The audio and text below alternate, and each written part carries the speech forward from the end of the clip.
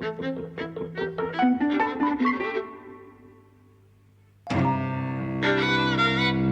and welcome to Eavesdropping at the Movies. I'm Mike. And I'm José. And we're talking about Minari today. Did you know anything about Minari? I've never heard of it. No, the title is a name of water celery, as we call it, although I don't think we really know the plant all that much. It's a Korean plant. And the film is about Koreans in America in 1980. Particularly a Korean mother and father and their two kids who speak English, have American accents, but Korean is the language spoken throughout most of the film. And the film is based on writer-director Lee Isaac Chung's own childhood, which I think you can see in the fact that I would say the childhood of the two kids is really nicely observed. Beautiful, yeah. Feels like a real, these are real kids and these are real childhood experiences, I think. So the dad is played by Steven Yeun, who has to be the best known actor in the whole thing. Yes. It's quite a small budget film. It's $2 million it cost. He and his wife move from California to Arkansas, to the Ozarks, I think. They want to start a farm. Well, he wants to start a farm, and the wife isn't too happy about that. And it's these Korean immigrants chasing the American dream, right? Yeah, I wouldn't even say chasing the American dream, actually. It's these Korean immigrants making a different life for themselves in another country. And the film is full of little observations that, like, I related to. I mean, I'm an immigrant kid, so kind of a lot of those conversations, those interactions, the grandmother, the meeting with the other Americans, the white people,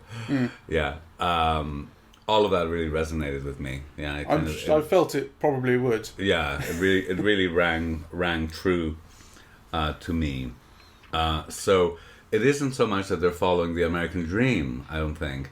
It's just that they're trying to imagine and construct a better life than they left behind in the old country. Because, you have the father saying, life was very hard, right? Yeah. So I think it's really beautifully observed. I think... I also, while I was thinking, because it's very, very funny, and I found it very moving at the end as well, but what I observed watching it was how nice it was to see a story that isn't about grand things, that is kind of, just about ordinary people trying to make a life, so it's not planets colliding, it's not solving the great crime, it's not even a traumatic event in someone's life, like a rape or a murder, or actually the things that films tend to be about, and which shows what a narrow range American cinema in particular, but others as well, have about what stories they conceive of as exciting and dramatic and worth telling. Because, in many ways, this is kind of just a very simple story. Yeah, absolutely. So, what matters here is, I suppose, the truth with which it's told, the style in which it's told, and the many observations that it kind of brings up that, an audience may connect with as relevant to their own life, So I thought that was, wonderful to see. That, to me, is where the strength of the film is in how you can relate what you see to your own life, and you can recognise what you see in your own life. Actually, as the film became more dramatic, I started to get a little bit bored with it. No. Maybe ironically, because actually the more interesting stuff was when life was moving along. And as you say, not a lot was happening. They were integrating grandma into the family. She's moved over from South Korea, and grandma's trying to bond with David, the youngest, who's maybe 5 or 6 years old. Yes. That kind of stuff that's where the film's at its funniest. And it's where I felt it was, in some sense, the truest, I guess. Maybe that's because I could see myself in that more than in the rest of the film, perhaps. I don't know. I also loved the bits where you were bored, where you say kind of you lost interest a bit. I really love, because, I think seen from an immigrant perspective, here's this poor man who's gone through so much, right? He's moved countries. Yeah, he's left everything behind, gone into a completely different world, has been working and saving, looking at chickens' asses his whole life, right? And then he's not even allowed to have one little dream, which is, to try out the farm. Yeah. So actually, I think, the stuff about the grandmother setting fire to the barn, is really necessary to have, that aspect of the story told. And also, I think a very, it's beautifully observed in those moments. Yeah, the tensions between the couple, the threats of leaving, but, what do you do if you leave? Is the family also robbing him of his one little dream? Yeah, and why is he made to choose between them? I mean, I think all of those issues are kind of, important and ones that resonate and true, and that it needs that last bit. It does, I think, and it needs the characters to be tested. Yes. In that way, and their dreams to be tested, or their relationships to be tested. But I did find that just less interesting, maybe a little bit more conventional even, and that was less interesting to me. Well, what I loved about those bits that it brought out and that I thought were interesting and significantly different were that it's not the whole house, they don't lose everything, it's just the barn. Right? And of course, it has the produce. And there's something very moving about a man risking his life, for a couple of aubergines and a butternut squash, right? So you can see how important that is to him. I think it's also very important that allows the wife then to go and save his dream. Yeah, because, and then it kind of gives him the opportunity to choose her over the vegetables, right? Yeah. So I think kind of it fulfills all of those functions. And of course, it's the spark to the reconciliation of the grandmother and the grandson, yeah? Yes, and the family comes back together at the end. That's right. It's funny, I was reading actually about the plant Minari, because apparently it comes back better and stronger in its second year. It dies and then comes back stronger. And I think you can see that, that's the end of the film, right? They've been through the ringer, they've moved to Arkansas, it's gone well, it's gone badly, they've lost the barn. Grandma's had a stroke, things have gone quite badly, but they're going to come back better right at the end when the Minari that Grandma planted is doing well, and that's the final scene of the film. And there's this moment of hope in that. The Minari's doing well, it's coming back stronger, and so will the family. I think one of the things that I really loved about the film is that the interactions with I don't want to say white people, because I want to make it a broader immigrant thing. So, and of course, I'm white, so I never thought of kind of Canadians as white people when I was growing up. But they were more like, I don't know, Canadians. Yeah. And you can't call them Native Americans because it's not the same. But right. The Americans who are already there. Yeah, well, the established. Right. Yeah, kind of. Middle class, well-to-do, completely integrated people, whereas you're the foreigner who's jutted into all of this. So I like very much the way that this film depicts it. Go on. Well, first of all, they're not. I mean, there's a wariness, right? But they're not like the enemy, right? They're not like these evil monsters or people who mistreat them or whatever. And actually, one of the things that I really loved about the film, which is very different than maybe more cosmopolitan cinema, is the way that it makes allowances for difference, right? For eccentricities, for people not being like you, and nonetheless being kind, good people. So, for example, here the religious fanatic, right? I mean, it's not that his religiosity is shared, but it's just accepted, right? He is like that. And, kind of, the mother shares in it a bit. The father is like, keep that away from me, in relation to the religion. But the person himself is treated with dignity and respect. Whereas, in maybe more sophisticated films, those people are treated with real disdain. Yeah. So I really love that about this film. And there are no, what I would have expected, racist confrontations. No, there's a couple of. Well, the film doesn't ignore the No. potentiality of that, right? You know, you get the little hints of it, but it's not the end of the world either. So the interactions with white people of that nature are at worst kind of ignorant and embarrassing. So Yes. the thing with the kids, Yes, right? Where that's what I was thinking of. exactly. So the young girl meets this other young girl, white girl, and she starts making noises and says, "Stop me when I say something" in Korean. And she starts making noises which start off with the most racist. Yeah. So it's, you know, ching chong. Literally starts with that, and eventually she hits upon two syllables that are a Korean word. So you're like, you know, she's not being flat out racist, but it's a really ignorant way to have that interaction. But you can also see how that's just something that kids kind of do and think, and you would actually become friends with that person over time. You know, it didn't start. It's not an antagonistic thing. Yes. It's ignorant. Yes. And that is kind of the worst that the film has with that. And actually, when you first meet Paul, who's the religious fanatic you mentioned, and he's being employed on the farm, he's been in the Korean War. Yeah. And he brings it up. And so I don't know enough about the Korean War to know whether I should have expected that to be a positive or negative thing, you know. And it comes out as a positive thing. He likes Korea. He's got this old Korean money in his wallet. He likes the people who've come there. Praise God for the arrival of the Lee family. I think it is. Yes. Lee family. But it's a positive thing only because of the forbearance of the Lee family. I mean, he was at war killing Koreans. So even though I am assuming, well, that this family must be from South Korea, right?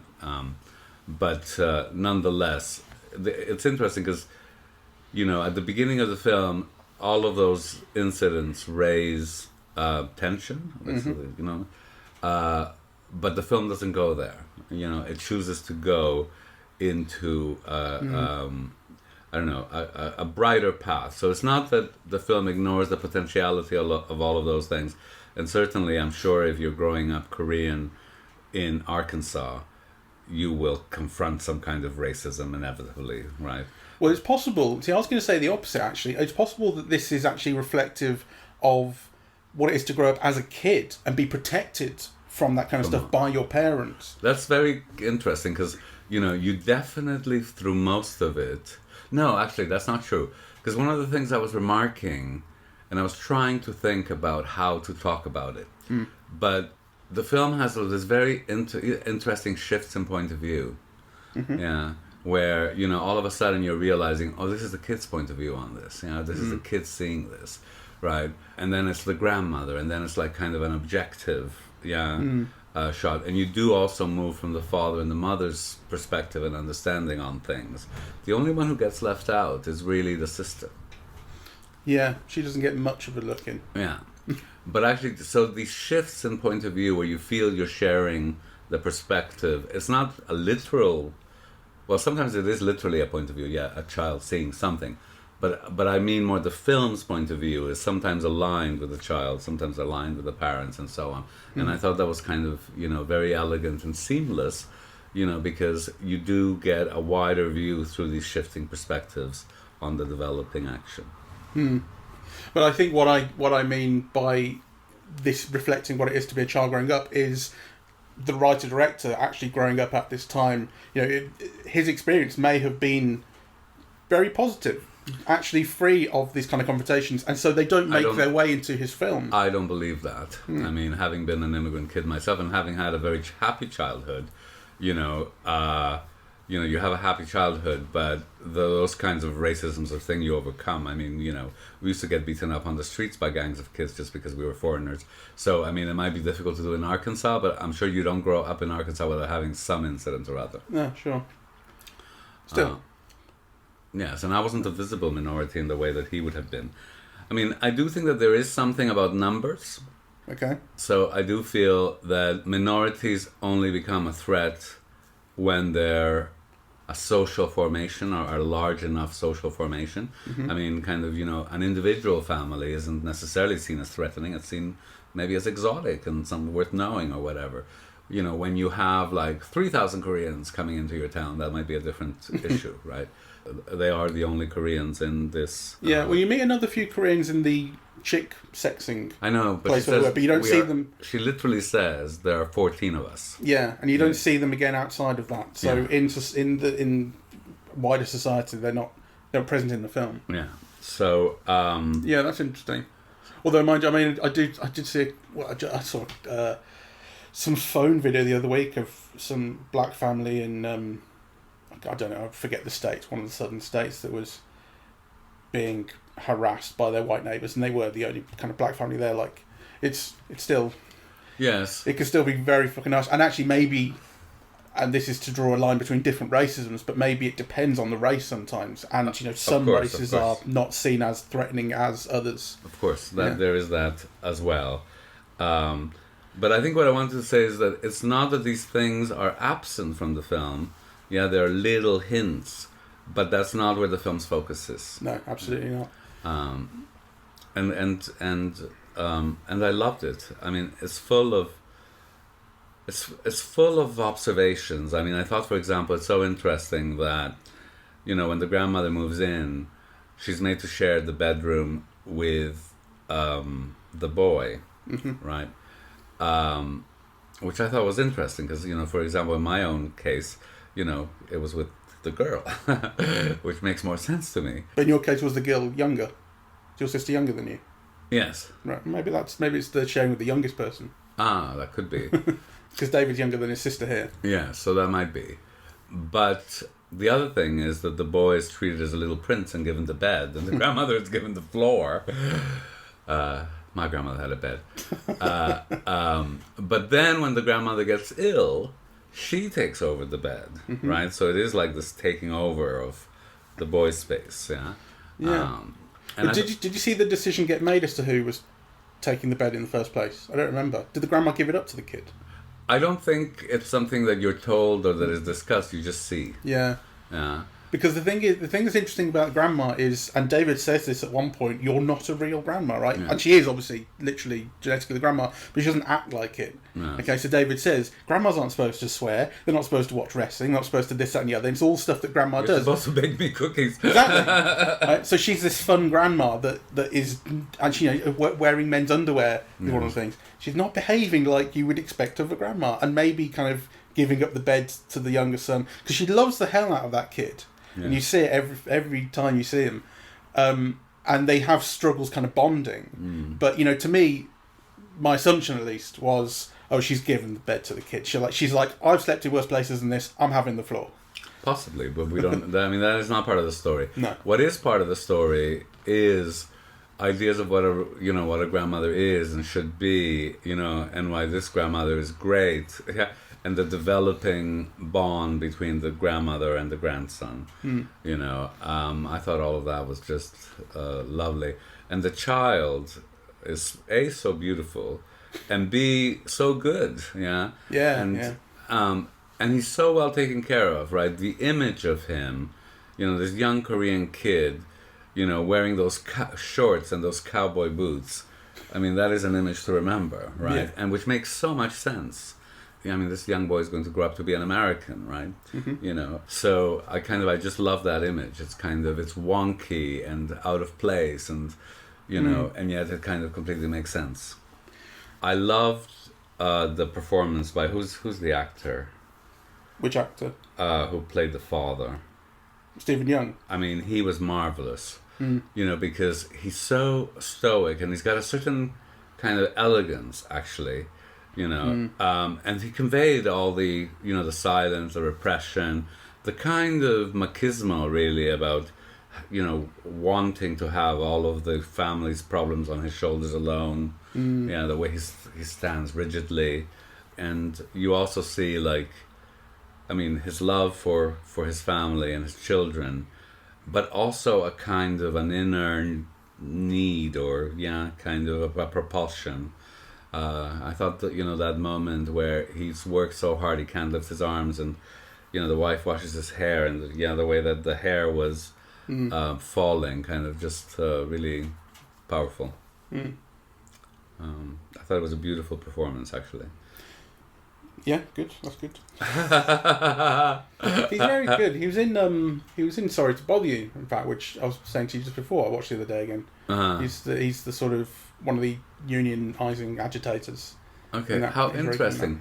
Because, I see also that he's been in that, what's the zombie television show? The Walking Dead. The Walking Dead. That's what he's best known for, I think. Yeah, so obviously I have seen that. But he's never made an impression as strongly as in this film for me. The film is very smart about how it reveals things. So, for example, you don't know the names of the protagonists. It's Jacob and Monica. But actually the names are not revealed until almost near the end of the film. Yeah. So, you get the sense father, mother, Korean. You have components of their identity. Yeah, but they're not named until the end. And I thought that was both interesting and significant. Yeah. And maybe that again comes from your childhood, mum and dad. You don't call them Jacob and Monica. Yes. Yes. So I think it's a film that resonates because it's both very particular, but I think lots of different people will identify with the story that's being conveyed. Yeah. Okay. I thought it was a bit bland, but I didn't. I was really engaged with it throughout. I laughed throughout, and I was very moved at the end. And all of the scenes in the hospital and so on worked for me. I mean, I would say that, visually it's not the most extraordinary film I've seen. I mean, the film in a way has almost no visual poetry, right? Pretty much everything is conveyed through characterization. Though, there is very good use of the camera and very significant use of the camera. Yeah, I was going to say, it's not just grabbed and left. The shots are framed with artistic intent. Yes, and they're controlled. You can tell if the camera's moving in, it's always moving in for a reason, right? And or to convey a particular perspective on what you are seeing. So it's very good that way. But I think that could be better. And I did think that the conceptualization of the grandmother was a bit cliched. Yeah. Yeah. A card playing boys, girl grandma. The rascally grandma is a a cliche in culture. But I think this is better than most iterations of that trope. Yeah. Mind you, what grandma isn't a cliche? If she had been baking cookies, that would also be a cliche. Of course. And if she'd been stern, that would have been a cliche. What grandma is original these days, Jose? Well, maybe one played by a man. Turning tricks to support the family, I don't know. One played by Nathan Lane, maybe. Anyway, I highly recommend it. Yeah, I kind of recommend it. It's good. Yeah, it didn't blow my hair off, but it's good. I'd go further than that because, I think I haven't had as enjoyable a time watching a film for a while. Even though some of the films that I've seen, I would argue are better. Yeah, but the experience of viewing this was to me almost a joyous one. Ah, that's nice. It was pleasant. All right. So, from joyous to pleasant. Our verdict on Minari.